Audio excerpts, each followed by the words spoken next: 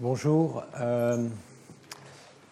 Alors, normalement, tous les challenges sont maintenant en ligne sur le site.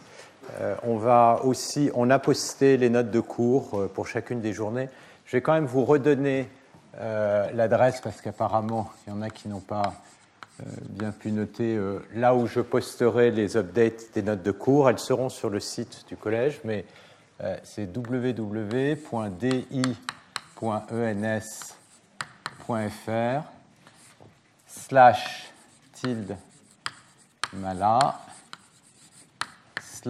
alors cours, il y a un C majuscule, mais cours c'est en minuscule. Ensuite, collège c'est majuscule, et ensuite c'est en minuscule, .html. Voilà. Et il y aura sans doute des typos, des erreurs dans les notes de cours, donc ce sera à vous de les retrouver, mais on essaiera de les poster les plus régulièrement possible. Donc je vais reprendre là où on en était. La dernière fois, on a vu un peu cette problématique de dilemme entre d'un côté la précision de l'approximation qu'on obtient à partir d'une famille de modèles quand on fait de l'approximation supervisée, et de l'autre côté le fait que si jamais on a des familles de modèles qui sont trop grandes, eh bien ça induit une fluctuation sur les estimations qui est une source d'erreur. Donc le principe de ces algorithmes, c'est qu'on a une famille de modèles, on va choisir un estimateur à l'intérieur de cette famille de modèles, que je vais appeler ici f tilde, qui va minimiser un risque qui va être calculé de façon empirique, c'est-à-dire qu'on va minimiser le risque empirique, et le risque empirique, typiquement, ça va être la moyenne des risques sur chacun des exemples. Alors, un exemple, il est donné par une donnée xi sur laquelle on va appliquer le prédicteur h, de manière à prédire la réponse à la question qui est yi, r mesurant l'erreur entre les deux, et on calcule l'erreur moyenne sur les n coefficients.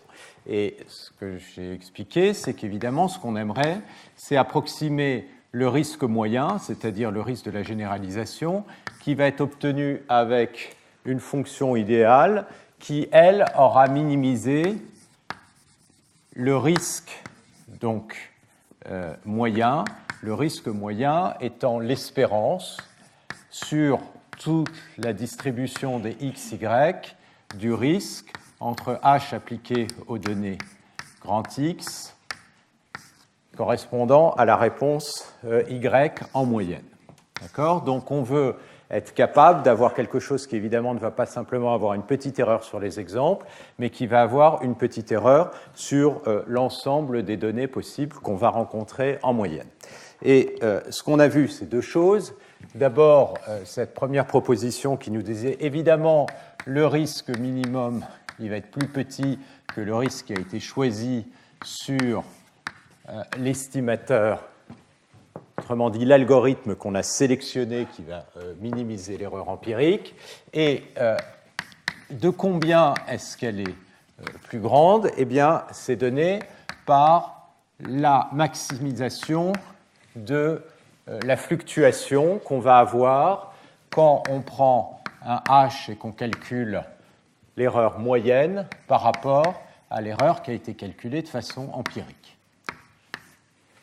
Et d'un autre côté, ce qu'on a vu, donc ça c'était la première observation, c'est que cette erreur de fluctuation, donc ça d'une certaine manière, c'est l'erreur de modèle, c'est-à-dire le fait qu'on n'a pas un modèle parfait pour faire la prédiction parce qu'on se limite dans une classe qui est limitée, et de l'autre côté, ça c'est, disons, l'erreur de fluctuation aléatoire. Et le deuxième théorème nous disait, si jamais le risque, c'est quelque chose qui est borné, disons entre 0 et 1, alors la probabilité pour que ce maximum ici ne soit pas très grand, c'est-à-dire soit plus petit qu'une erreur epsilon, eh bien cette probabilité, je peux la borner, et elle peut quasiment être égale à 1, si jamais le nombre d'échantillons n que j'ai ici est suffisamment grand.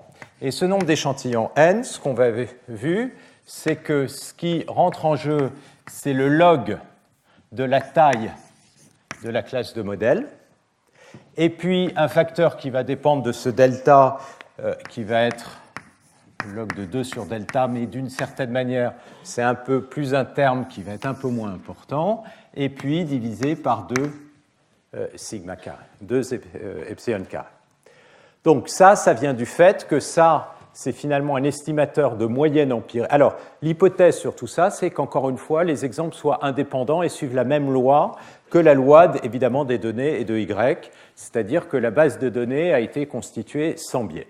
Et donc ça, la raison profonde qui est derrière ça, c'est que ceci, c'est un estimateur non biaisé, et la fluctuation, eh bien, elle est essentiellement donnée par un phénomène de concentration qui dit que finalement, la moyenne empirique, elle va se concentrer près de la vraie moyenne à un epsilon qui va être assez petit si vous avez suffisamment d'exemples. Alors, le classificateur, d'une certaine manière, le plus simple auquel on peut penser, c'est l'algorithme des plus proches voisins. Alors, juste pour vous expliquer pourquoi ça, ce n'est pas une très bonne idée,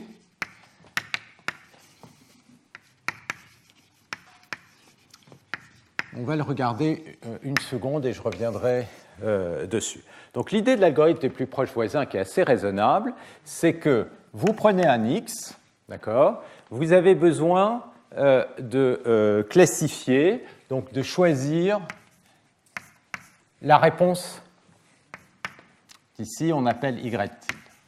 Eh bien, celle-ci, vous allez la prendre est égale à la réponse qui a été donnée par le point xi qui est le plus proche de x. Donc ce que je fais,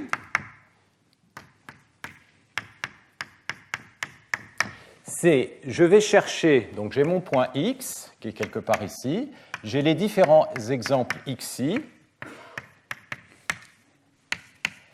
je vais aller regarder l'exemple le plus proche de x, d'accord? Et l'exemple le plus proche de x, eh ben, il correspond à yi. Donc je vais dire, la réponse de x, elle correspond à la réponse de xi. Donc en sous-jacent, qu'est-ce que je suis en train de faire? Eh bien, j'ai des exemples. Je suis en train de faire ce qu'on appelle des zones de Voronoi, c'est-à-dire je regarde les cellules les plus proches d'un point xi. Donc, alors, je vais le mettre ici, mon x, ça va être plus facile. Ça va être des cellules qui vont ressembler à des choses comme ça. Ça, ce que je suis en train de tracer ici, c'est, si vous avez des exemples, c'est les zones des points qui sont le plus proches de chacun des exemples. Donc si x tombe dans cette zone-là, eh bien, je vais dire la valeur associée à x, c'est la valeur correspondant à xi, c'est-à-dire le label y. Donc imaginez que vous ayez des images, ces images correspondent à différents animaux. Eh bien, vous prenez chacune des images, vous prenez votre x, vous allez chercher l'image la plus proche. Et puis si cette image était une image de chien, vous allez dire votre image x était une image de chien. D'accord ? Alors pourquoi est-ce que ça, ce n'est pas une très bonne idée à la lueur de tout ça ? C'est parce que ce qu'on voit, c'est que combien de paramètres va dépendre notre estimateur ici. Ici, le nombre de paramètres, c'est-à-dire la taille de la classe des estimateurs possibles ou des fonctions possibles que je vais choisir, elle va dépendre du nombre de points. Alors, je vous rappelle que si jamais, et on avait vu ça dans le cas d'un classificateur linéaire, si jamais vous avez, pour définir une fonction dans H, m paramètres, et que chaque paramètre est, disons, discrétisé sur n valeurs possibles. Alors, si ces paramètres peuvent être pris indépendamment les uns des autres sur m valeurs possibles, le nombre de possibilités va être m à la puissance n. Chaque paramètre a n valeurs possibles, vous en avez m, donc ça va être m fois m fois m, n fois. C'est-à-dire que ça va être le cardinal de votre classe, l'ensemble des estimateurs possibles.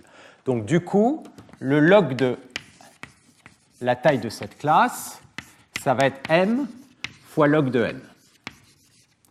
Donc quand vous regardez ici en particulier, si je passe le epsilon de l'autre côté, j'ai le n qui passe ici, vous avez log de m sur n, donc ce qui va apparaître log de m sur n, c'est m log de n sur n. Si j'oublie une seconde le log, c'est-à-dire le nombre de niveaux de discrétisation, ce qui va être vraiment important, c'est le rapport entre le nombre de paramètres et le nombre d'échantillons. Mais ici, dans un estimateur comme ça, le nombre de paramètres, c'est essentiellement le nombre de points, c'est-à-dire que vous avez m qui est égal à n, et à ce moment-là, votre epsilon, il ne va jamais être petit, parce que ceci est plus grand que ceci, donc le epsilon est toujours plus grand que 1. Ça veut dire qu'en fait, vous ne contrôlez rien sur l'erreur de fluctuation. D'accord ? Vous avez beaucoup trop, cet estimateur, il a beaucoup trop de paramètres, il n'est pas assez régularisé. D'accord ? Donc c'est pour ça qu'en apparence, il est très simple, très naturel, et on va revenir dessus parce que c'est aussi quelque chose de facile à analyser pour l'erreur d'approximation, mais ce n'est pas quelque chose qui donne du tout, ça donne des mauvais résultats quand on fait de la classification à cause du non-contrôle du terme de fluctuation qui est ici. Alors, qu'est-ce qu'on veut faire à la fin ? À la fin, ce qu'on voudrait, c'est, étant donné n échantillons, c'est-à-dire n exemples, on aimerait avoir une erreur epsilon par rapport à la réponse idéale pas trop grande.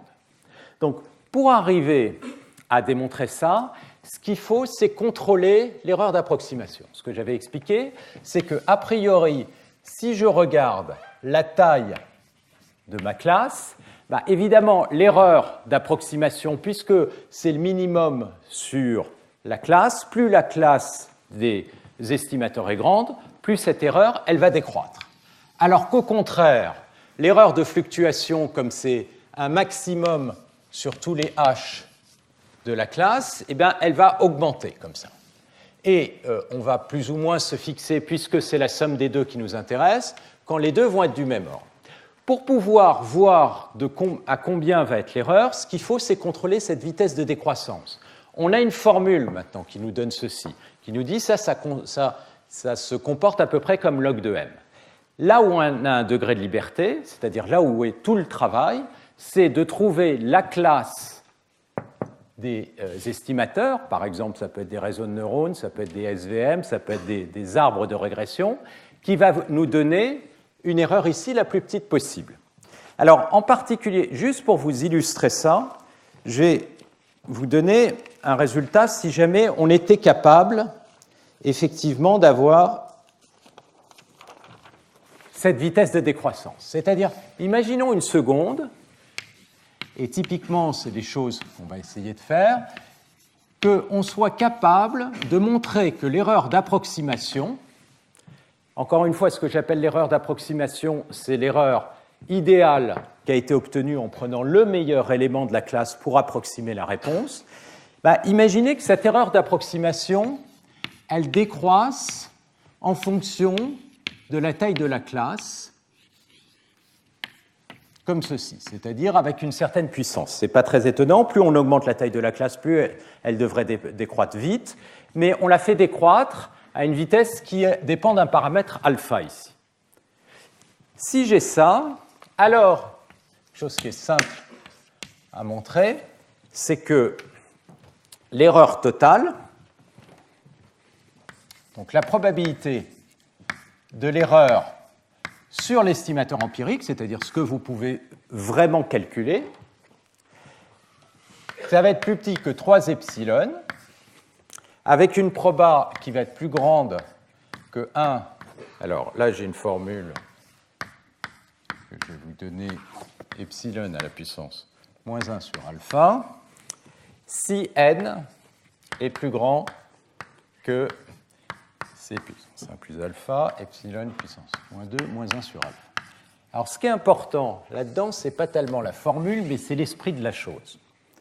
C'est de dire, si jamais effectivement vous avez été capable de borner l'erreur d'approximation au fur et à mesure que la taille de la classe augmente, alors avec une probabilité qui va quasiment être égale à 1, on peut négliger le reste, eh bien, votre erreur, elle va être plus petite que 3 epsilon, que de l'ordre quelque chose de l'ordre epsilon, avec un n qui va devoir être augmenté, je peux le prendre égal, comme epsilon et une certaine puissance. Alors, qu'est-ce que ça veut dire? Si le alpha ici est grand, d'accord, donc ça décroît très vite, eh bien n, il va augmenter comme epsilon au carré, epsilon à la puissance moins 2, moins 1 sur alpha, et 1 sur alpha va être petit.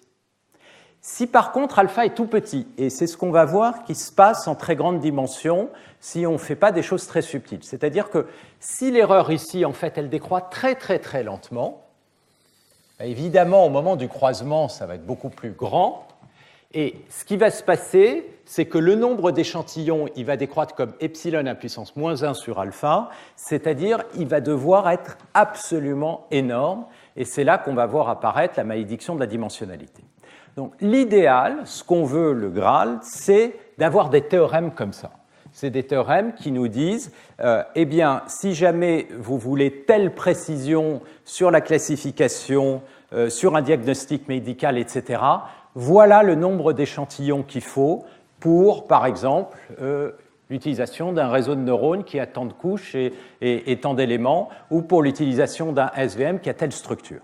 D'accord? Et ce qu'on voit apparaître, c'est que la seule chose qu'il suffit d'avoir, c'est ce type de décroissance, c'est-à-dire la décroissance de l'erreur d'approximation.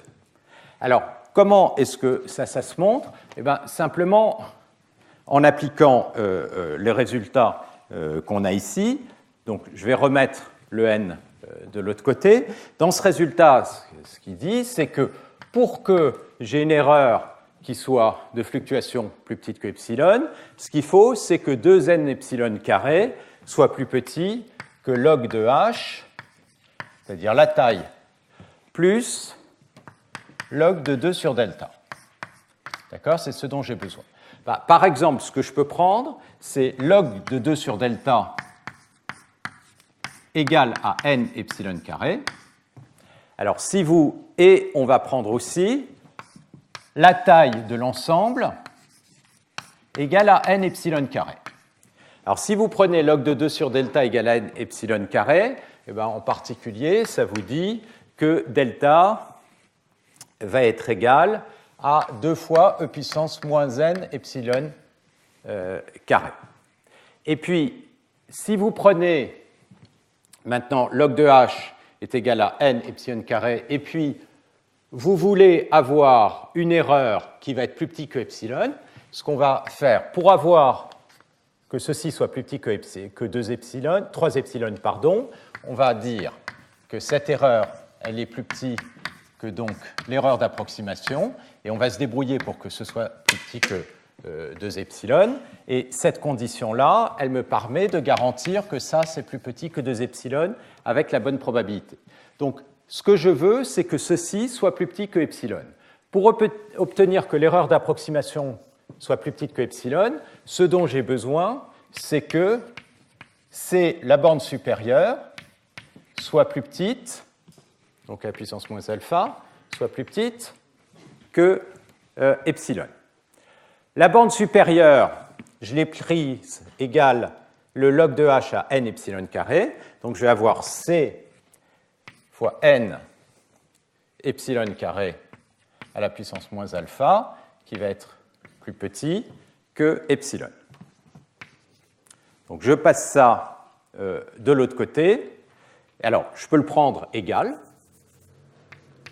Je passe ça de l'autre côté, j'exprime le n, et j'obtiens exactement cette formule-là. Donc, qu'est-ce que ceci me dit? Ça me dit que le problème maintenant, ça va être de trouver des classes d'approximation qui vont obtenir des erreurs qui décroissent vite. Le reste, c'est-à-dire toute la partie statistique de fluctuation, etc., elle est sous contrôle essentiellement dès que vous contrôlez la taille de votre classe. Donc le problème statistique, à la limite, maintenant, on peut l'oublier. On peut l'oublier parce qu'il est bien contrôlé. Alors, il va y avoir des théorèmes plus subtils que ça, mais essentiellement, ça nous donne l'esprit. tout le problème maintenant, ça va être de trouver le bon algorithme qui va correspondre à la bonne classe d'approximation et qui va nous donner une erreur la plus petite possible. D'accord? Alors, pour comprendre un peu le niveau de difficulté d'une chose comme ceci, on va regarder un peu plus précisément ce qu'il y a derrière ce terme d'approximation.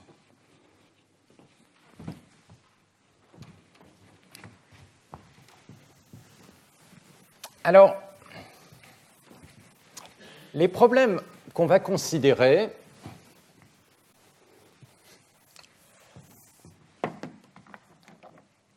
sont des problèmes où, donc, Y, d'une manière générale, dit de façon, c'est la réponse à une question qui a été posée à partir des données X. Si elle est unique, et on va supposer, c'est-à-dire qu'il n'y a pas d'ambiguïté, ce qui est souvent le cas en très grande dimension, vous avez beaucoup de données, donc vous avez une image, il n'y a pas d'ambiguïté sur la nature de l'animal ou du type d'image, etc. Alors à ce moment-là, on peut écrire que y égale f de x. Donc il existe une certaine fonction idéale, mais qu'on ne connaît pas, qui va relier les données à y. Et estimer la réponse, en fait, c'est estimer cette fonction, le lien entre les données et la réponse. D'accord? Donc, si je regarde cette fameuse erreur d'approximation qui est une erreur moyenne, eh bien, c'est le risque entre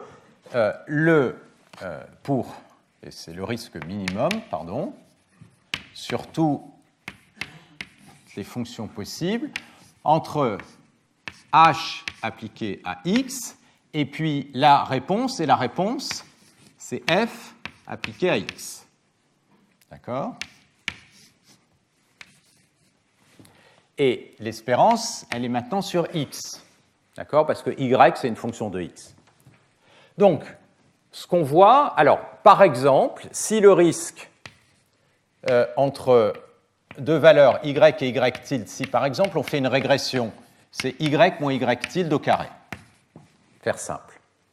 Eh bien, ici, je vais avoir le minimum de l'espérance sur x de la différence entre h de x moins la vraie fonction au carré. Donc, c'est une erreur quadratique et minimum de h. Donc, qu'est-ce qu'on voit? Ce qu'on voit, c'est que dans ces problèmes, en fait, cette erreur d'approximation, c'est une erreur d'approximation d'une fonction f par une fonction h qu'on a choisie dans la classe. Alors, un peu comme dans ce cas où on a essayé d'avoir une borne supérieure de l'erreur de fluctuation qui est totalement indépendante de la distribution x, parce que la distribution des données, on n'a pas de modèle. Donc, calculer cette espérance, ça demanderait de connaître la distribution de probabilité qu'on ne connaît pas. Donc, qu'est-ce qu'on fait généralement dans ce genre de choses? Comme précédemment, on essaye de se protéger par rapport à cette distribution de probabilité. Et une des manières de se protéger, c'est de dire la moyenne, elle va être toujours plus petite que l'erreur maximum. Donc ça, on peut le remplacer par le minimum sur h du sup de l'erreur entre h de x et f de x, d'accord, pour tout x qui appartient à la classe des données. Donc tout ce que je vais supposer, c'est que je sais que x appartient à un certain ensemble oméga. Je ne suppose pas que je connaisse la distribution de probabilité à l'intérieur, parce que ça, la plupart du temps, c'est trop compliqué. Mais par exemple, vous prenez des images, et les pixels, ils vont tous varier, disons, entre 0 et 1. 0, c'est noir, 1, c'est blanc. Donc, oméga, dans ce cas-là, ça va être 0,1 puissance d. Donc ça, c'est un modèle ultra grossier. Je ne connais pas la distribution de probabilité, mais au moins, je sais que c'est là-dedans. Donc, dans ce cas-là, qu'est-ce que vous obtenez ici?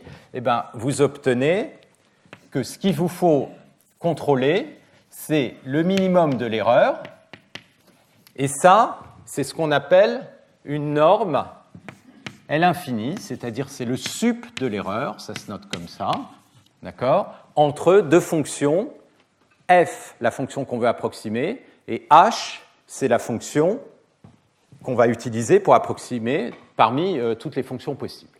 Donc le problème, on le voit ici, c'est un problème d'approximation de fonctions sur lequel on tombe. C'est un problème d'approximation de fonctions avec une erreur maximum, c'est-à-dire une erreur à l'infini. Donc, la manière dont ça va se passer, c'est que donc on veut contrôler cette erreur minimum de la fonction f qu'on ne connaît pas, comme ceci. Maintenant, tout le problème, évidemment, c'est que f, on ne le connaît pas. D'accord? Donc, on ne peut pas non plus calculer ce genre de choses. Par contre, ce qu'on peut dire, c'est qu'on a des a priori sur f. Et c'est là qu'on va avoir cet aspect fondamental de l'apprentissage. On n'apprend pas simplement avec des données, on apprend avec de l'information a priori, autrement dit des formes de modèles sur les données. Et c'est ça qui va faire que vous allez choisir tel algorithme plutôt que tel autre algorithme, que vous allez paramétrer d'une certaine manière cet algorithme. Donc ce que vous allez supposer, c'est qu'une des manières de construire un modèle, c'est que f, ce n'est pas n'importe quoi. Par exemple, ça a une forme de régularité, ça appartient à une certaine classe. Et donc, comme vous voulez que pour toutes les fonctions dans cette classe, cette erreur ne soit pas trop grande, ce que vous allez essayer de contrôler, c'est le maximum de l'erreur pour tous les éléments dans la classe. Donc vous ne connaissez pas évidemment la fonction, vous savez qu'elle a telle et telle propriété, vous voulez que pour toutes les fonctions qui sont dans ce domaine, vous ayez une petite erreur. Imaginez que vous fassiez atterrir votre Airbus avec un algorithme d'apprentissage. Vous voulez vous assurer que quelles que soient les conditions de météo, de machin, de la piste, etc., vous allez avoir une précision de 10-7 de ne pas avoir d'erreur sur l'atterrissage. D'accord ? Donc ce que vous voulez contrôler, c'est la situation la pire dans ce cas-là, pour pouvoir vous assurer que les choses fonctionnent.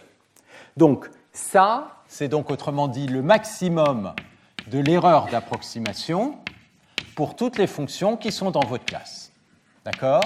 Et donc, c'est ça qu'il va falloir approximer. Et dans mon petit théorème, proposition là-bas, ce que j'ai essentiellement dit, c'est si ça, c'est plus petit que, par exemple, la taille de la classe à la puissance moins alpha, et que alpha est assez grand, j'ai gagné. Je peux garantir que je vais avoir au total une petite erreur avec une très forte probabilité. D'accord ? Donc, ça, c'est le cadre d'apprentissage théorique qu'on va essayer de garantir. La question maintenant, c'est quel type d'information a priori on peut avoir sur ces fonctions f, c'est-à-dire ces fonctions qui associent aux données la réponse. Le type d'information a priori, typiquement, ça va être des formes de régularité.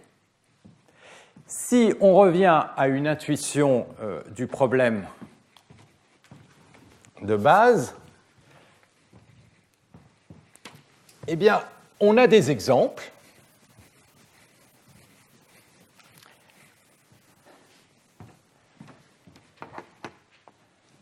Alors, je donnais par exemple, dans la leçon inaugurale, l'exemple, par exemple, de température que vous mesurez. Vous imaginez, vous avez une pièce, puis vous mesurez la température à différents instants. Donc, vous pouvez imaginer vos instants comme étant les exemples. Ce que vous connaissez, c'est la valeur de la température. Donc, vous connaissez le F aux différents moments. Et puis maintenant, vous voulez généraliser, calculer la température à tout temps. Donc là, c'est assez évident. La première chose qui vient à l'esprit, c'est de dire, le problème, ça revient à faire une espèce de courbe qui passe par ces points. Donc vous allez prendre la courbe la plus régulière possible. Et si le phénomène physique, et il y a toutes les chances pour que les fluctuations de température ne soient pas trop violentes, à moins qu'il y ait une source chaude à l'extérieur où il y a quelque chose que vous n'ayez pas, donc il y a une certaine manière une erreur de modèle, votre système il n'est pas trop isolé, à ce moment-là, il y a des chances pour que ça vous donne une bonne solution à condition que la fonction, la vraie fonction sous-jacente, elle soit effectivement régulière. tout le problème, ça va être de définir cette notion de régularité. Donc si on a quelque chose de super régulier, eh bien quelques exemples vont être suffisants, et donc on va pouvoir avoir une erreur d'approximation qui va décroître vite, il n'y aura pas besoin de beaucoup d'erreurs. Si la fonction n'est pas très régulière, d'accord, eh bien dans ce cas-là, vous allez avoir une courbe qui va osciller comme ça beaucoup plus vite, et bien, de toute évidence, il va vous falloir avoir beaucoup plus d'exemples pour pouvoir la capturer. Donc, le problème sous-jacent, c'est de comprendre ces notions de régularité. Alors, on va commencer avec la notion de régularité la plus classique et la plus simple, qui correspond bien à la perception de régularité ici. La perception de régularité en basse dimension. Donc, quelle est la différence entre le petit exemple que je donne et les vrais problèmes sur lesquels on va travailler? La différence, c'est que ici, j'ai une variable x qui appartient à R. Or, dans les exemples dans lesquels on va travailler, x va appartenir non pas à R, mais RD, c'est-à-dire va avoir des variables, et D, comme je disais, ça va être plutôt de l'ordre du million. Si on se replace quand même dans le cas monodimensionnel pour voir, ce qui est assez naturel pour définir la notion de régularité, c'est de regarder la dérivabilité. Est-ce que la dérivée de ma courbe va varier, d'abord existe, et est-ce qu'elle n'est pas trop grande, c'est-à-dire que ma fonction ne va pas varier trop vite. Alors, la notion de dérivabilité, on va la définir à travers la régularité lipschitzienne, qui est quelque chose d'un peu plus flexible que le calcul de dérivabilité, surtout en grande dimension. Alors, là, on va donc commencer à aller dans un autre chapitre des maths, et donc on va passer en analyse sur des mesures de régularité. D'accord? Et on va commencer avec cette notion de régularité lipschitzienne.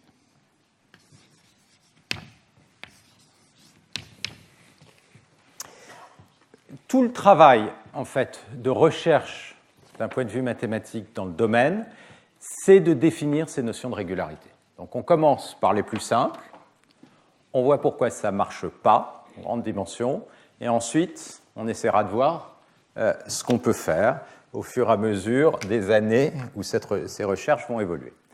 Donc c'est quoi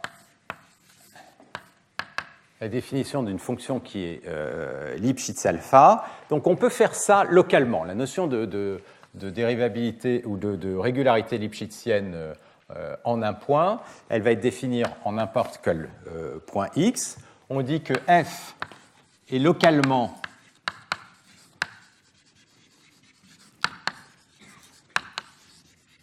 Lipschitz alpha en un point x s'il existe une constante qui peut dépendre du point x, telle que pour tout autre point x', donc je peux me placer ici en RD, la différence de la fonction entre point x et le point x', eh bien, elle va décroître en fonction de la distance entre x moins x' linéairement, comme ceci. Donc ça veut dire que quand x tend vers x', eh bien f de x va tendre vers f de x', mais ça tend vers 0 à la vitesse de la distance. Alors, les normes, ici, je vais toujours noter, quand je note rien de spécial sur ma norme, ça va être des normes euclidiennes. Donc norme euclidienne, ça veut dire norme de x carré, ici, c'est la somme des coefficients au carré de 1 à d de mon signal. D'accord? Donc je suis dans un espace euclidien. Le produit scalaire, bon, on verra, là, j'en ai pas encore besoin du produit scalaire. Donc ça, c'est la norme. Alors, en particulier, si votre fonction est dérivable, pour voir le lien avec la dérivabilité, eh bien, si la fonction est dérivable, à ce moment-là, elle va être Lipschitz. Donc c'est bien quelque chose qui est très lié à la notion de dérivabilité. Donc ça, une petite propriété qui est facile à vérifier, c'est que si la fonction f est dérivable et dérivée bornée,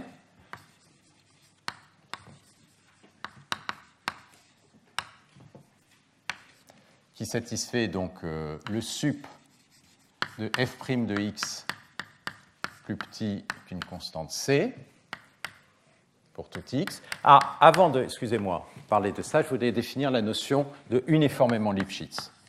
On dit que f est uniformément Lipschitz si, en fait, elle est Lipschitz en tout point, et si toutes les constantes Cx, donc s'il existe une constante C, telle que toutes les constantes ici Cx sont plus petites que C. Autrement dit, ça veut dire que vous allez avoir, ici j'avais une constante, excusez-moi, qui dépendait de x a priori. Autrement dit, f de x moins f de x' va être plus petit qu'une constante qui ne va plus dépendre du point x moins x'. Si vous avez une fonction qui est dérivable avec une dérivée bornée, alors elle est Lipschitz alpha. Ce n'est pas difficile de montrer que f de x moins f de x' est plus petit que x moins x', et je vais le faire en une dimension ici. Ce sera plus facile. Alors, comment vous montrer ça? Eh bien, f de x moins f de x', c'est l'intégrale de x à x' de la dérivée f de z dz. Donc, vous avez le module de la variation entre x et x'. Le module de l'intégrale, c'est plus petit que l'intégrale du module.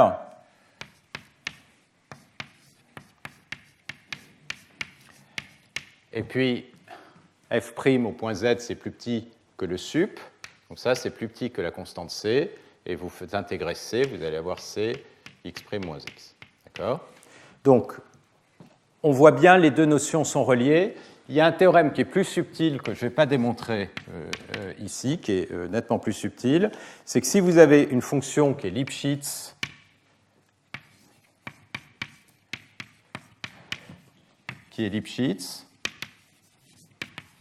alors elle est dérivable partout, presque partout.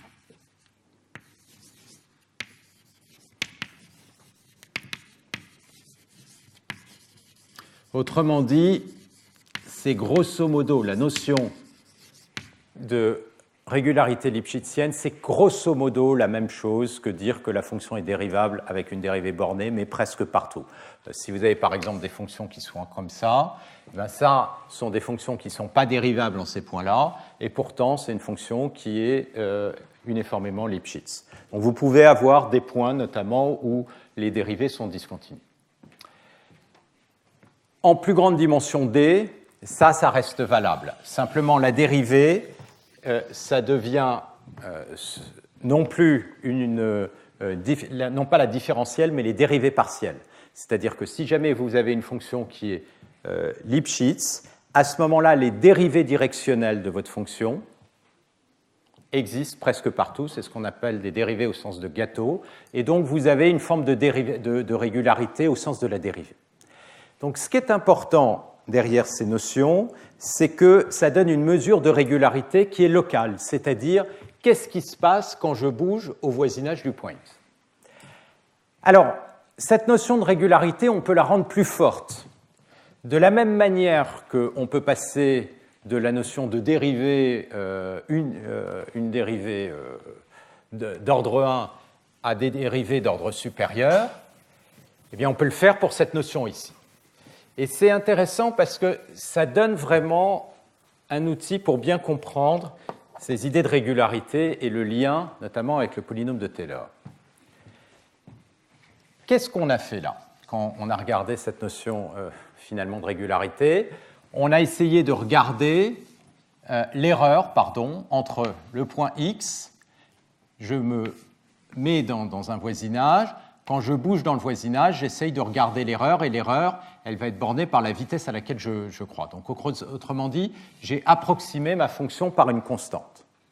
Si je veux regarder des régularités d'ordre supérieur, par exemple en ce point-là, qu'est-ce que je vais faire? Je vais approximer localement ma fonction par un polynôme.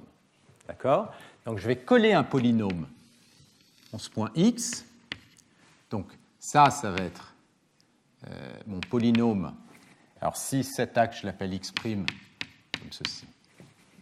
Et je vais regarder l'erreur entre le meilleur polynôme que je peux coller et la vraie fonction f. Autrement dit, ce qu'on est en train de regarder, c'est, alors, on va dire que f est localement Lipschitz alpha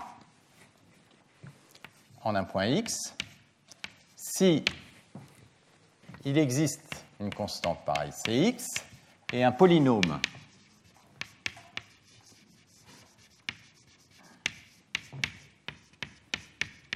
qui dépend du point x de degré juste au-dessous de alpha.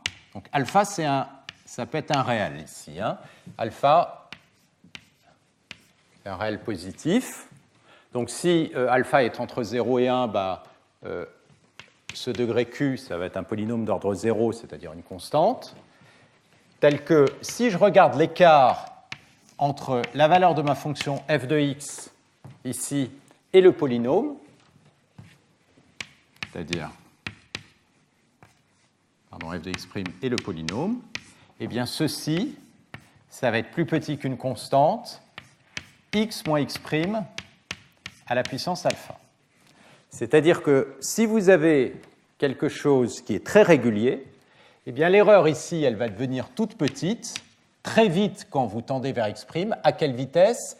Eh bien, à la vitesse alpha. Donc si par exemple, vous prenez un alpha entre 0 et 1, ce que vous allez simplement faire, c'est localement approximer la fonction par une droite, et l'erreur, quand vous vous approchez de x', eh bien, elle va avoir une décroissance quadratique. Typiquement, si votre fonction est 2 fois dérivable. Ça, c'est grosso modo le polynôme de Taylor avec lequel on approxime f de x, et on regarde la vitesse de décroissance du résidu.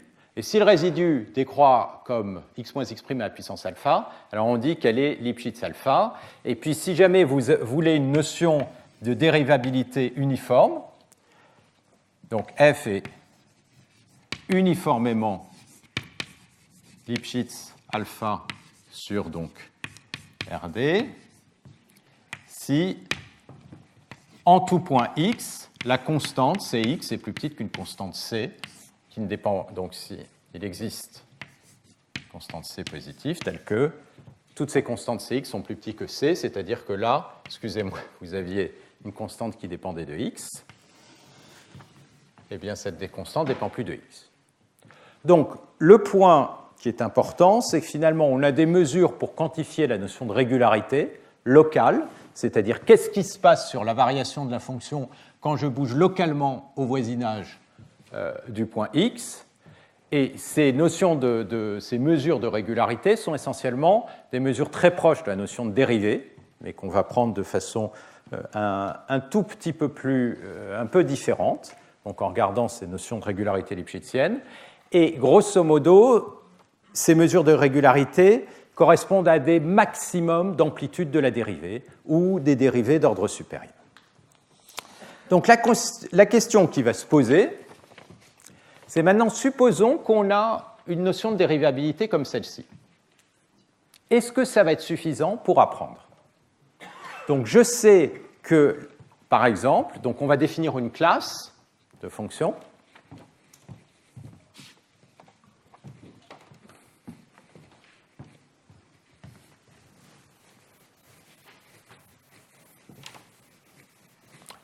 Donc là, comme je disais, mon problème, c'est de contrôler ceci. Et mon information a priori, elle est dans la classe. La classe, ça définit la régularité de cette fameuse fonction qui associe la réponse aux données.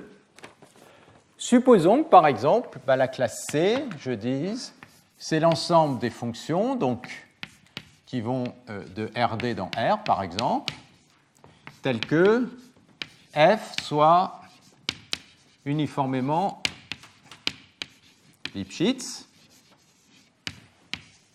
D'accord? Donc j'ai une fonction qui est assez régulière, voire Lipschitz alpha si vous voulez.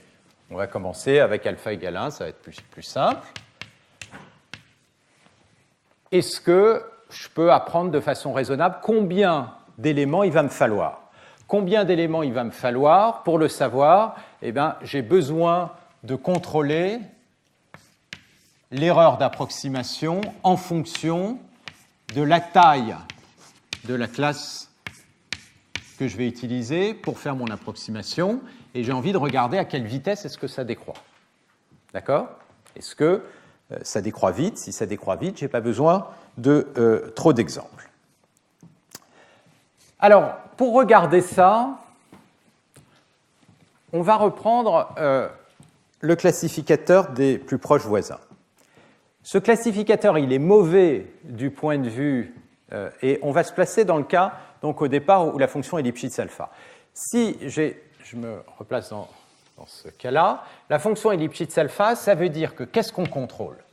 On contrôle, dans le cas alpha égale 1, l'incrément entre x et x' tant que x n'est pas trop loin de x'. Donc, si vous connaissez la valeur de votre fonction en différents points xi, qui ont été pris au hasard, etc., et que maintenant vous devez calculer une approximation, sachant que la seule chose que vous contrôlez, c'est l'incrément de la fonction quand les points ne sont pas trop loin. Bon, on voit assez vite que une bonne stratégie, c'est de dire, puisque ce que je contrôle, c'est la différence entre la valeur de f entre un point que je connais et celui que je ne connais pas en fonction de la distance, je vais dire tous les points qui sont plus proches de xi, je vais les approximer par la valeur de f au xi. Autrement dit, je vais faire une approximation comme ça, constante par morceau, et donc les points qui vont diviser, c'est si je suis plus proche ici d'un valeur xi, et donc là, je vais faire ceci, donc je vais peut-être prendre une couleur, ce sera plus clair. Je vais donc faire une approximation constante par morceau, comme ceci. Et puis, etc. Et à chaque fois, qu'est-ce que je fais? Je prends en fait le plus proche voisin que j'ai mis là. Ça, je le fais en une dimension. En deux dimensions, ce serait pareil. Ce que je contrôle, c'est les incréments de la fonction en fonction de la distance. Donc, quand le point x est plus près du point xi, je vais lui associer la valeur de xi. Autrement dit, je prends le classificateur des plus proches voisins. Donc, prendre ce classificateur, ça fait beaucoup de sens du point de vue de l'approximation, d'accord? Puisque tout ce que vous contrôlez, c'est l'erreur sur la fonction en fonction de la distance. Donc, on a vu que ce n'était pas une bonne idée du point de vue de l'erreur de fluctuation, mais du point de vue de l'erreur d'approximation, c'est une bonne idée. Donc, on va regarder ce qui se passe sur cette erreur d'approximation. Est-ce que, même dans ce cas qui est un peu idéal du classificateur des plus proches voisins, est-ce que l'erreur va décroître vite ou pas? Et c'est là qu'on va arriver sur cette notion de malédiction de la dimensionnalité. Alors, je vais me placer ici.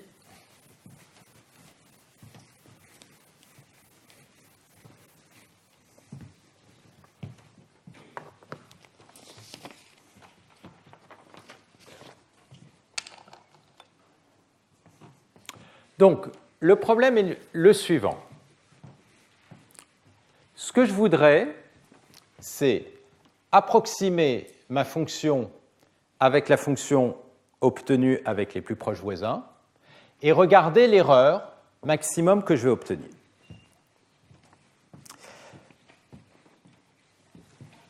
Si je prends l'approximation des plus proches voisins, il y a une première observation qu'on peut voir tout de suite, c'est que si f est effectivement régulière, est uniformément Lipschitz alpha, alors il existe une constante c qui est la constante de Lipschitz, telle que la différence entre f et son approximation par les plus proches voisins, l'erreur maximum, eh bien, elle va être plus petite que la constante c fois le maximum entre la distance entre x, donc il faut un epsilon, où i epsilon, c'est le maximum entre le point x et le plus proche voisin,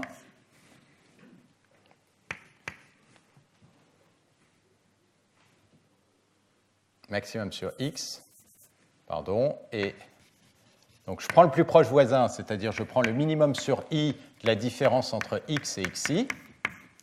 D'accord? Ça, c'est la distance entre x et son plus proche voisin. Et je regarde l'erreur maximum sur tous les x. D'accord? Et ça va être mon epsilon. Donc, ce que je suis en train de dire, c'est que quelle va être mon erreur? Elle va dépendre de la distance maximum entre un point et l'exemple le plus proche. Le cas le pire. Le cas le pire, ce serait par exemple, je suis dans un ensemble comme ça, mes exemples sont tous par là, il y a un gros trou, ici. Si mon x est ici, eh bien, j'ai une grande distance par rapport à tous les voisins, et c'est là que j'ai potentiellement la plus grande erreur. D'accord? Alors, comment est-ce que ça se montre? Ça se montre directement à partir de la propriété du fait que l'incrément, si ma fonction est Lipschitz, elle est contrôlée par la distance. Donc, c'est si je prends un point x, sa différence de la vraie fonction f par rapport au point xi, c'est la différence entre x et xi. Alors, la valeur de f de x, si, ça va être précisément la valeur que va vous retourner l'algorithme du plus proche voisin. Et si je prends l'algorithme des plus proches voisins, eh bien ici, j'ai choisi pour xi celui qui va minimiser la différence entre x et xi. Ça, c'est ce que me donne l'algorithme de plus proche voisin. Il me retourne la réponse pour l'exemple le plus proche. Et comme la fonction est Lipschitz alpha, je sais que j'ai cette inégalité. Et maintenant, il me suffit de prendre le sup sur toutes les x, et ça va être plus petit que le sup sur tous les x. Et ça, c'est précisément mon epsilon. En fait, cette inégalité, elle est quasiment nécessaire et suffisante. C'est ce que je vous disais, c'est que si jamais vous avez effectivement une distance maximum qui est de l'ordre de epsilon, comme la seule chose que vous contrôlez, c'est ceci, vous pouvez vous débrouiller pour que l'erreur soit égale à c fois epsilon. Donc tout le problème, c'est de s'assurer que la distance par rapport à l'exemple le plus proche ne soit pas trop grande. Et maintenant, la question, c'est combien d'exemples j'ai besoin pour que ce soit vrai. D'accord? J'ai un ensemble oméga, comme ceci. J'ai distribué tous mes exemples. Et maintenant, je veux mesurer la distance la plus grande possible par rapport à un exemple. Et c'est là que les choses vont commencer un peu à se corser. Au sens que les nouvelles ne vont pas être très bonnes.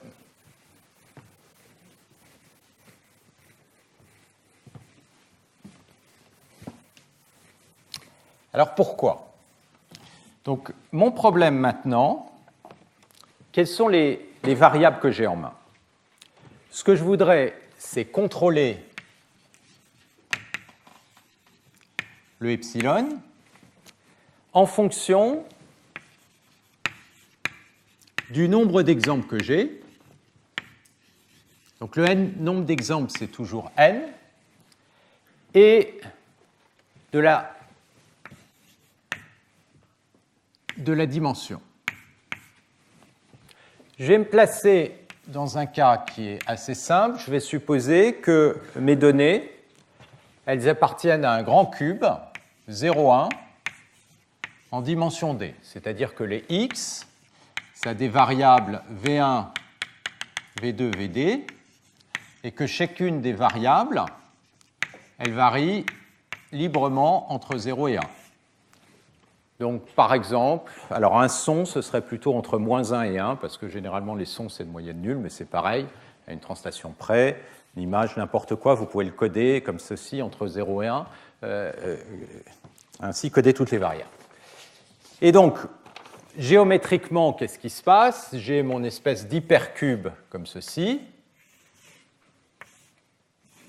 Et la question que je vais poser, c'est quelle est donc la distance maximum. Et ce que je vais faire, c'est que je vais essayer de me placer dans le cadre idéal. D'accord ? Je vais essayer de voir. Si jamais les points, les exemples étaient idéalement répartis pour que la distance epsilon soit minimum, eh bien, quelle serait cette distance epsilon? Donc, j'essaye de les répartir les mieux possible, et je veux que tout point x soit une distance epsilon. Ça veut dire que si j'ai un exemple, eh bien, je vais regarder la boule de rayon epsilon autour de l'exemple, que je vais écrire comme ceci. Donc là, autour de l'exemple ici. Et puis, ce que je voudrais, c'est que tous les points dans mon ensemble oméga, eh bien, ils soient une distance epsilon d'un exemple, c'est-à-dire que si je prends toutes ces boules, d'accord, sur tous les i, donc j'ai n exemples, eh bien, ça me couvre tout mon ensemble oméga. Donc que oméga soit inclus dans l'union de toutes ces boules. Et la question maintenant, c'est combien de boules il me faut, d'accord? Et là, on tombe sur un autre type de problème classique en géométrie, en théorie de la formation en particulier. C'est un problème en anglais, c'est sphere packing, c'est d'arrangement de boules optimales dans un espace. C'est des choses qu'on fait beaucoup en codage, quand on fait de la quantification, parce que chacune des boules correspond à une quantification. Et ce qu'on veut, c'est répartir les boules de façon optimale, de manière à ce que l'erreur, qui va être la distance par rapport au centre de la boule, soit la plus petite possible, et qu'en même temps, on ait le nombre minimum de boules. Pourquoi ? Parce que le nombre de boules, ensuite, pour coder un point dans le cas d'un problème de codage, coder un point, ça va vouloir dire simplement « j'appartiens à telle boule ». Autrement dit, voilà où était le centre. Donc, combien de bits il va falloir ? Eh bien, ça va être égal au log du nombre de boules. D'accord ? Donc, on voudrait minimiser ce log de nombre de boules, et on va essayer d'avoir un encadrement en fonction de n et de la dimension d. Alors, ce que je vais vous montrer, c'est que la situation n'est pas bonne. C'est-à-dire que le nombre de boules, il augmente exponentiellement en fonction de d, mais vraiment violemment exponentiellement, c'est-à-dire non seulement l'exposant, mais aussi les constantes. Donc, ce qu'on va démontrer, c'est la chose suivante, c'est que la distribution optimale dxi, donc dans un domaine 0,1 en puissance d, va satisfaire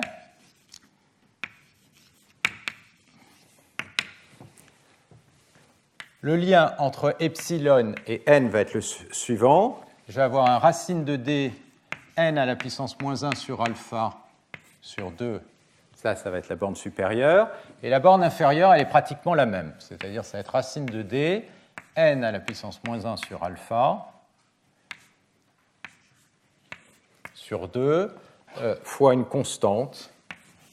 J'en ai calculé une, mais je suis sûr qu'on peut la raffiner, fois 1 plus O de d sur log de d. Donc, il y a une petite erreur. J'ai quelque chose comme ça.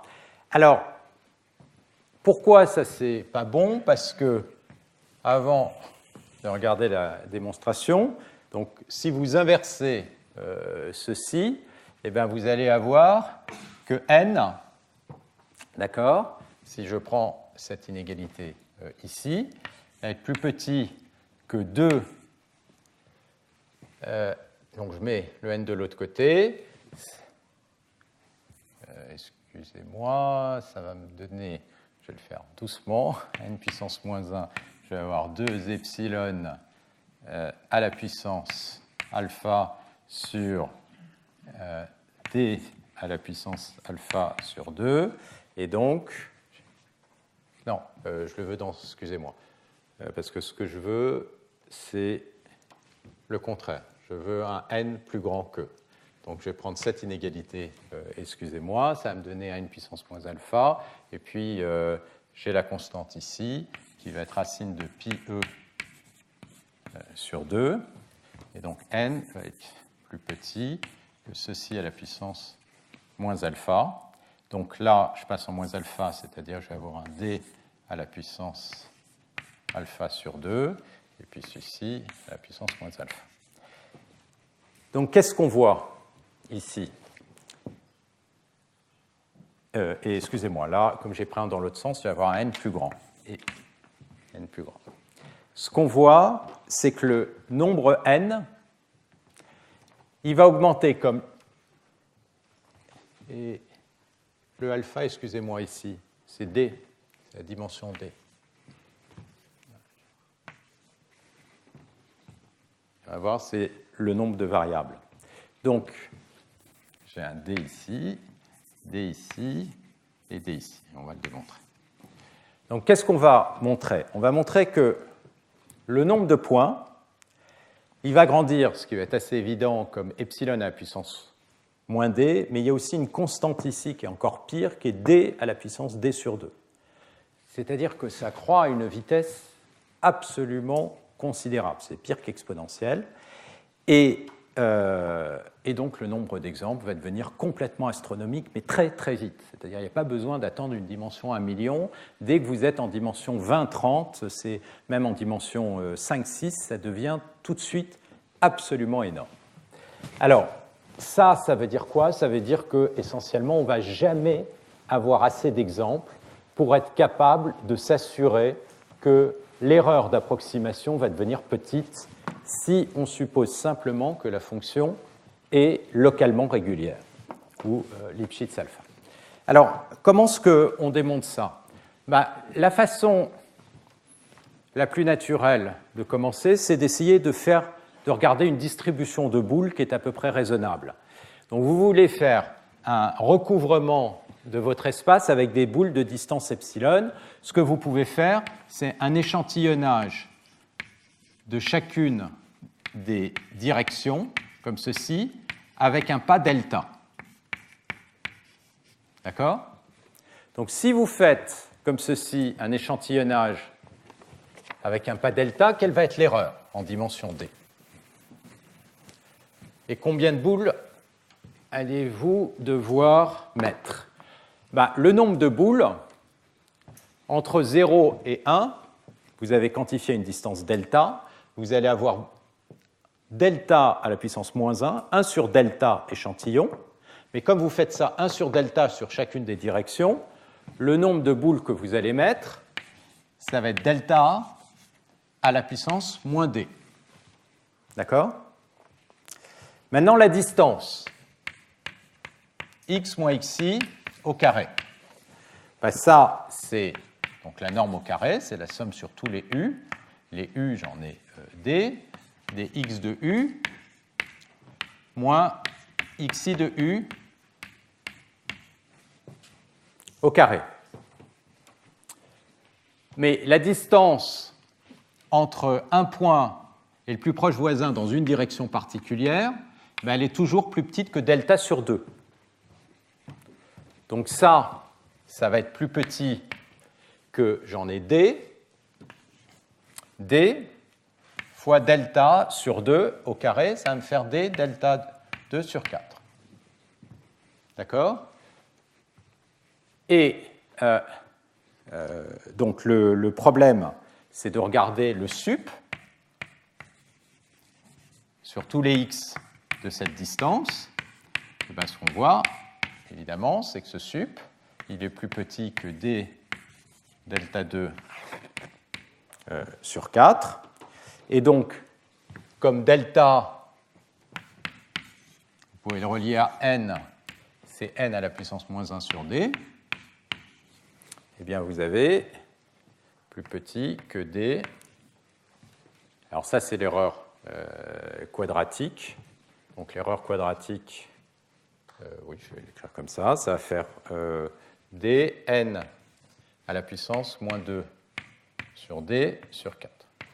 Je vais l'appeler epsilon carré, l'erreur quadratique, puisque c'est le somme des carrés. Et donc epsilon, si vous prenez la racine, est bien plus petit que racine de d, n à la puissance moins 1 sur d sur 2.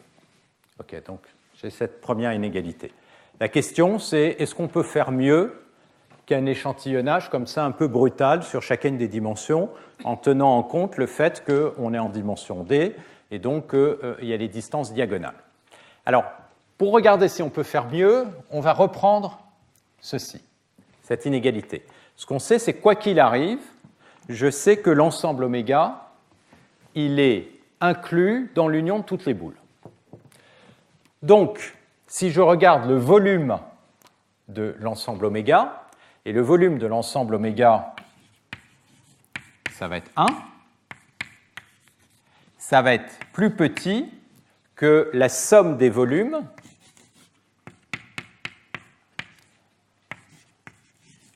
d'une boule B epsilon x centrée en xi. Le volume de chacun de ces boules est une constante. Donc, maintenant, je vais me déplacer là-bas. Donc, ce que je sais, c'est que n fois le volume d'une boule de rayon epsilon que je peux centrer en 0, d'accord, ça va être plus grand que 1. Donc, question maintenant, ça vaut combien une boule de rayon epsilon dans un espace de dimension D. D'accord? Alors là, on va chercher la formule. Et la formule, elle nous dit que le volume, c'est 2π la généralisation de la sphère, qui est en dimension 3, 2π d sur 2, divisé par d, divisé donc par d sur 2 factoriel. Ça, c'est le volume d'une boule en dimension d. Donc là, il faut me croire, sinon vous récupérez le bouquin qui vous donne la démonstration. Alors, et puis il y a évidemment un epsilon à puissance moins d, là. Hein. Epsilon à puissance d, pardon. D'accord, il y a le rayon de la boule à puissance d. Alors, il y a une chose quand même intéressante, c'est que si vous prenez le rayon égal à 1, d'accord, donc là, c'est comme si je me plaçais, c'est plus facile en 2 dimensions, et je regardais, donc si je prends le rayon égal à 1, le cercle, et je regarde la surface du cercle par rapport à la surface du carré. En 2 dimensions, c'est à peu près la même chose, un petit facteur. Dimension 3, ça revient à dire qu'est-ce qui se passe si je regarde la sphère, le volume de la sphère, qui est exactement par rapport au carré qui l'entoure. Bon, là, si je regarde en dimension D, ça veut dire que ceci, c'est égal à 1. Et bien, je vois, donc le volume de oméga est égal à 1, mais le volume de ceci, eh bien, vous avez un d factoriel, ici. Donc ça, grosso modo, ça va décroître comme ce terme, d à la puissance moins d sur 2. Si vous prenez la formule de Stirling, vous allez voir que le terme qui va tout emporter, c'est ça. Ça veut dire quoi? Ça veut dire que le volume, c'est assez contre-intuitif, c'est qu'en dimension d, le volume de la sphère est toute petite par rapport au volume du cube. Alors, ce truc qui est très intuitif comme ça, en fait, il est très naturel, parce que qu'est-ce qu'on est en train de dire? En train de dire, vous prenez un x qui a des variables, d'accord? Et vous prenez un autre x' qui a des variables. Tous les deux appartiennent à oméga, c'est-à-dire chacune des variables varie entre 0 et 1. À quelles conditions est-ce que ces deux ont une distance qui va être, donc la distance euclidienne, qui va être plus petite que 1? Ben pour ça, il faut que chacune des variables soit très proche les unes pour que la somme des différences au carré soit plus petite que 1. Il suffit qu'il y en ait une des variables dont la distance est de l'ordre de 1, et à ce moment-là, la distance des deux va être déjà presque 1, et puis vous en prenez une deuxième et c'est foutu. Donc, on voit bien que pour être à une distance epsilon en norme euclidienne, en grande dimension, c'est très très contraint, il y en a très très peu. D'accord? Et donc, ce volume, il est tout petit. Alors maintenant, si on applique ça à notre problème, on va avoir ici, si je reprends l'inégalité, que n fois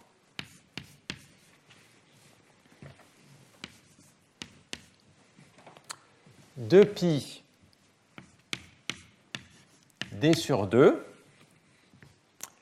va être plus grand, je le fais passer de l'autre côté, que d fois d sur 2 factoriel.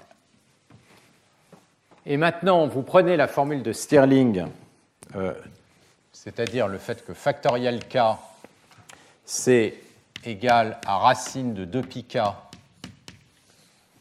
fois k sur e à la puissance k fois 1 plus un O qui va être de k. Si vous prenez cette formule, que vous l'appliquez ici, vous la rentrez dedans, vous allez voir que le terme qui domine, ça va être ce racine de pi sur e avec un petit terme d'erreur, et sinon vous allez réobtenir exactement le même facteur. Donc là, je vous laisse le remplir, et vous allez avoir exactement la deuxième inégalité. Donc, ce que ça montre, c'est que le epsilon, eh bien, il va décroître très très lentement en fonction de n. Il va décroître très lentement, donc si jamais j'essaye de contrôler mon erreur d'approximation, si je reviens dessus, ce que j'avais montré, c'est que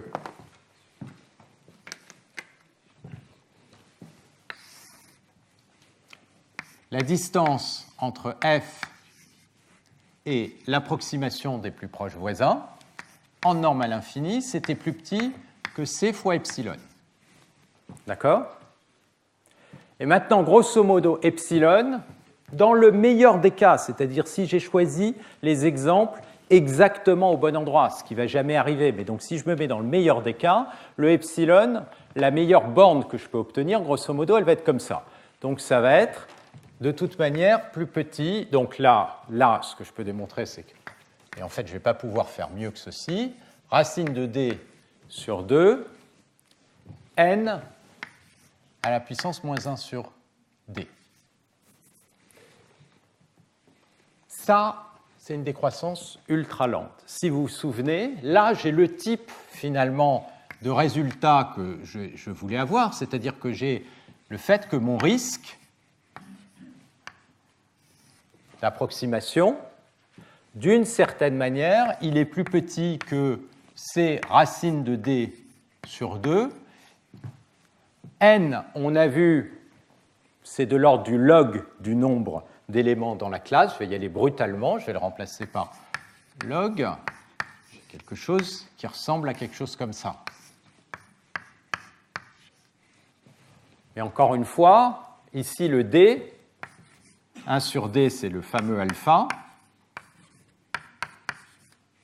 Et donc, le nombre d'exemples dont je vais avoir besoin, il va devenir absolument énorme. Et comme dans la formule que j'avais un epsilon à la puissance moins 1 sur alpha, je vais avoir un epsilon à la puissance d qui va apparaître, moins d qui va apparaître. Et en plus, si vous incorporez les constantes, vous allez avoir ces éléments, ces constantes qui vont apparaître. Donc ce qui se passe, c'est que l'erreur, dès que vous prenez un epsilon un peu petit, mais un peu petit, ça peut être 1,5, sachant que le risque maximum c'est 1, c'est-à-dire que vous avez réduit l'erreur d'un facteur 2, ce qui n'est rien du tout, et bien, le nombre d'exemples va être déjà en 2 puissance moins d. Si vous prenez d égale 300, 2 à la puissance 300, c'est encore une fois plus que le nombre d'atomes dans l'univers, donc ça devient complètement monstrueux. Donc, et encore une fois, le d, ça ne va pas être 300, ça va être beaucoup plus des millions, et puis ce n'est pas par un facteur 2 qu'on veut réduire l'erreur, mais par un facteur 10 ou 100. Quoi. Donc ça ne marche pas du tout. D'accord? Et là, on a cette fameuse malédiction de la dimensionnalité. Et cette malédiction, elle vient vraiment de ce phénomène, du fait qu'en grande dimension, personne n'est proche. Personne n'est proche parce que même la boule de rayon 1, elle est toute petite.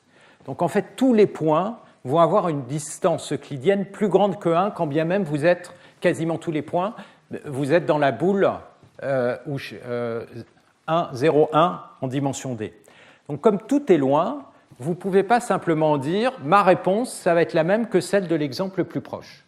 Et on le voit bien quand on prend des images. Vous prenez deux images, je ne sais pas, de voitures, de chats, etc. Vous faites la différence euclidienne entre les deux images. La différence, ça ne va pas être petit. Il n'y a aucune raison que les pixels aient la même valeur au même endroit. Le chat, il a bougé. D'ailleurs, ce n'est pas forcément le même chat. Il y a un éclairage qui est différent. Tous les points vont tous être différents.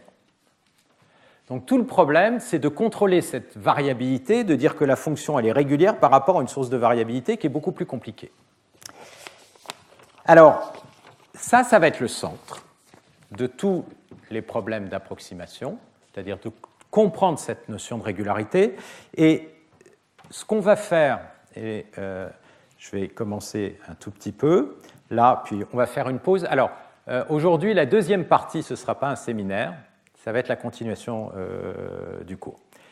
Donc, comme j'avais précisé sur le site web, donc ce que je voudrais faire maintenant, c'est revenir en basse dimension pour essayer de un peu mieux comprendre le lien entre régularité, complexité, entre n, et de voir un peu tous les outils qui sont apparus autour de ça. Revenir en basse dimension,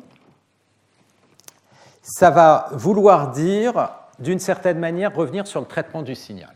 Ça va être d'autant plus important que, comme je l'ai dit, quand vous allez attaquer des problèmes de classification, d'apprentissage supervisé, comme par exemple les problèmes de challenge, la première chose que vous allez devoir faire, ça va être de regarder les données, de regarder leur nature et de voir si elles sont complexes ou pas. Donc, il y a quelque chose qui va être, je vais juste avant de rentrer là-dedans, insister un peu sur le cadre. On a trois objets. Il y a X, c'est les données, il y a la réponse Y aux données, et puis il y a le lien entre les données et X, et c'est la fonction F. D'accord ? Et donc, ce dont j'ai parlé jusqu'à maintenant, c'est du problème de classification. Et j'ai parlé, par exemple, de la régularité de F. Pour tout x dans oméga. D'une certaine manière, j'ai envie de voir qu'est-ce qui se passe quand x bouge, quelles vont être les propriétés de la réponse. Ça, c'est ce dont j'avais parlé au tout début quand j'avais fait cette cartographie. Ça, c'est des problèmes d'apprentissage supervisé.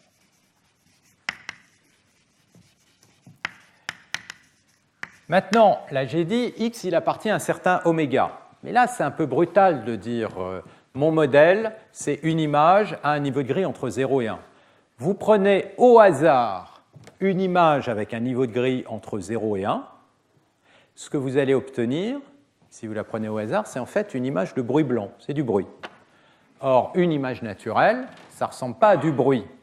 Donc ça a des propriétés. Le X, ce n'est pas n'importe quoi. Et ça va être important parce que pourquoi est-ce qu'on a ce phénomène de malédiction de la dimensionnalité ? Je l'ai dit ici quand j'ai mis cette inégalité. J'ai regardé le volume de oméga et j'ai regardé combien de boules il me fallait pour couvrir le volume de oméga. Mais si en fait le X, il n'est pas partout, mais il est simplement dans une espèce de surface à l'intérieur de ma grande boule, eh bien, il va occuper un volume beaucoup plus petit. Et donc, s'il occupe un volume beaucoup plus petit, il va me falloir beaucoup moins d'exemples.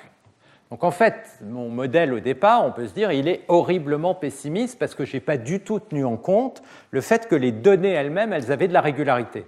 Et c'est pour ça que la première chose à faire quand on a un problème d'analyse de données, c'est de regarder les données. C'est de regarder quelles sont les variables que je peux éliminer dans les données. Parce que dès que je garde des variables en trop, eh bien, je vais avoir de la fluctuation qui ne me sert à rien, Donc, je vais introduire des termes de variance sur mes estimateurs.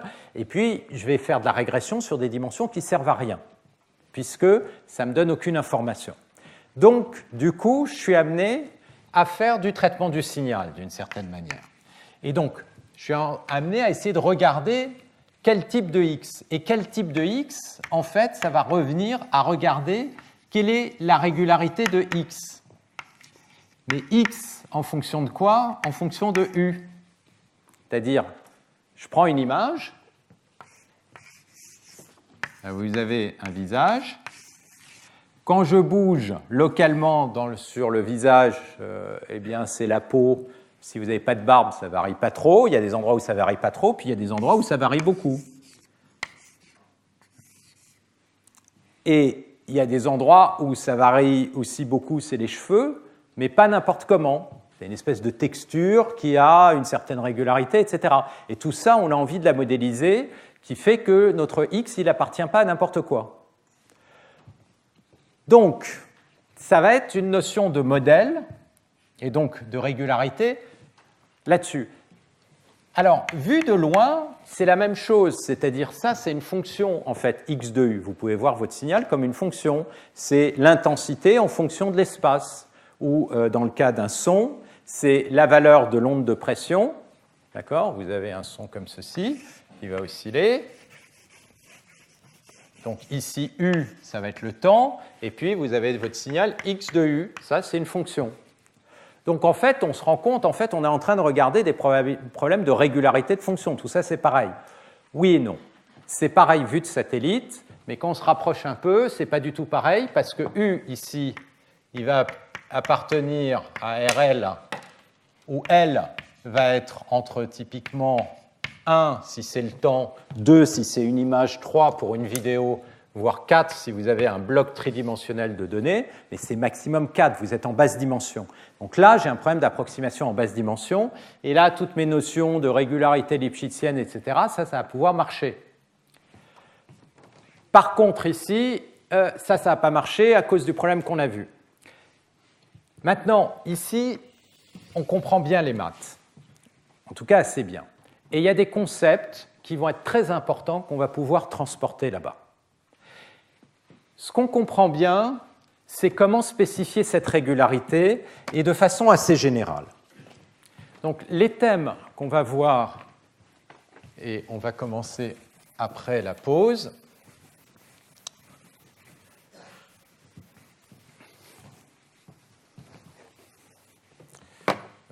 être les suivants. Donc ce qu'on veut, c'est construire des modèles d'une certaine manière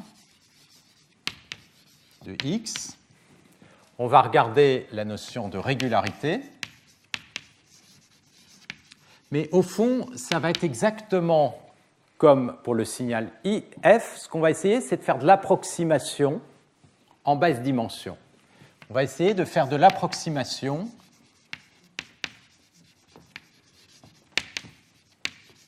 de X avec peu de variables. Pourquoi? Parce que essentiellement, ce que je vais essayer de dire, c'est que X, il a peut-être de façon native un certain nombre de D variables comme ça, mais peut-être que je peux trouver une nouvelle représentation de X qui est inversible, telle que le nombre de variables eh bien, soit beaucoup plus petit. Et si le nombre de variables est plus petit, autrement dit, j'ai fait de la réduction de dimension,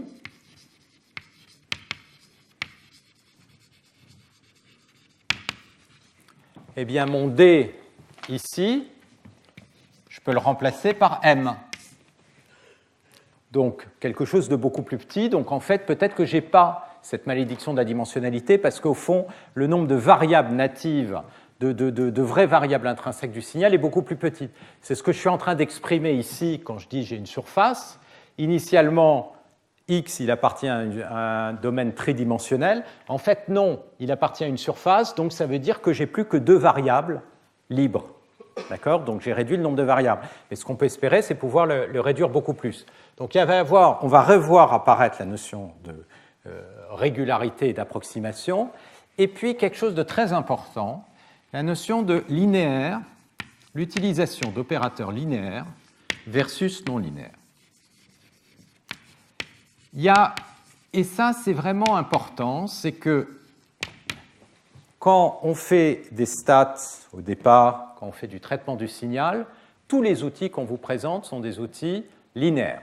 C'est-à-dire on prend le signal, on le transforme avec un opérateur linéaire, par exemple de filtrage. En statistique, on calcule des estimateurs, par exemple de moyenne. La moyenne, c'est la somme ou une somme pondérée, tout ça, c'est des opérateurs linéaires. Et on finit par avoir l'impression qu'en fait, le monde est réduit au monde des opérateurs linéaires. Or, ce n'est pas vrai, évidemment. On peut faire des choses beaucoup plus compliquées. Maintenant, est-ce que ça vaut le coup de faire des choses plus compliquées? Ce qu'on va voir, c'est que oui. Oui, et non linéaire, ça ne veut pas dire forcément compliqué. On peut calculer des opérateurs non linéaires qui sont très simples, qui se calculent vite et qui font beaucoup mieux dans certaines circonstances que du linéaire. Maintenant, évidemment, il ne faut pas faire du non linéaire si ça ne sert à rien. Donc, comprendre quand est-ce que le non linéaire est important, eh bien, ça, c'est un enjeu. Et ça, on le comprend assez bien en traitement du signal. Et c'est quelque chose qui va apparaître notamment, à nouveau en classification. Si vous prenez les réseaux de neurones, les réseaux de neurones, c'est quoi? C'est des opérateurs linéaires, et puis une petite non-linéarité toute simple, comme un relu, et qui fait quelque chose assez proche d'un seuillage. Et puis ensuite, on cascade. Pourquoi est-ce que ces opérateurs de seuillage font du sens? Ça, c'est quelque chose qu'on va voir apparaître ici, et derrière ça, on va voir aussi apparaître la notion de parcimonie. Et cette notion de parcimonie, elle est complètement duale par rapport à la notion de régularité. Ça, c'est aussi quelque chose d'important. C'est que finalement, quelque chose de parcimonieux, ça veut dire c'est quelque chose d'un peu plus subtil que de la réduction de dimensionnalité. Ici, la réduction de dimensionnalité, je dis, bon, en fait, je n'ai pas des variables, j'en ai moins, je peux tout éliminer. Notion de parcimonie un peu plus subtile, consiste à dire, ah, ok, je vais faire un changement, comme ça, de variable.